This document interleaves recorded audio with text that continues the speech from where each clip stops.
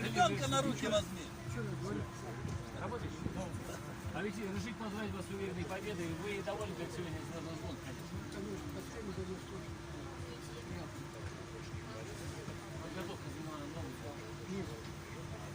Из чего она? Механика, дротик, Петра Васильевича. Ваш лучший друг и ваш постоянный соперник. Большой букв. Да, так точно.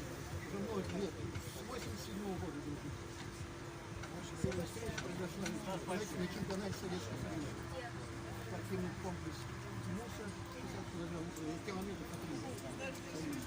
А мы чемпионат производителей. Вот познакомился еще на товарищ. Человек основной по команде.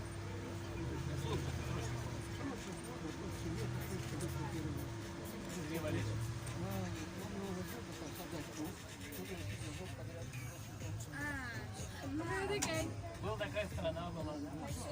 Алексей Владимирович, какие еще выступления, каких спортсменов, каких классов вы можете сегодня считать удачными, такие успешные? Во всех классах все стараются, все стараются. трудятся, едут к победе. Кому больше, кому чуть тяжелее достается, так сложно. Ну вот эта гонка у нас сегодня своеобразная. У нас есть и малыши, катаются 16 мальчишек, да, есть ветеран автоспорта Игорь Ильич Борисенко, сегодня с ним оставались. Как он настроение? Настроение нормально, как всегда. Готовимся на следующую гонку уже мысленно. Так он говорит, вы меня главное за руль посадить, привяжите, дальше я дело сделаю. Алексей, очень хочется пожелать вам в первую очередь здоровья. И во вторую очередь еще порадовать корабленцев своими искрометными выступлениями удачными. Все смотрят на вас, и вы настоящий кумир молодежи и звезда нашего города. Спасибо. Алексей, удачи.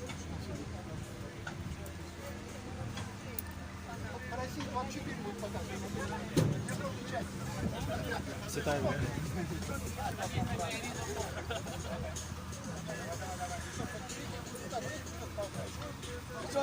Проходим. Что надо делать? Они ее покажут, среди парень. Не-не-не, какая куча. Раз, два,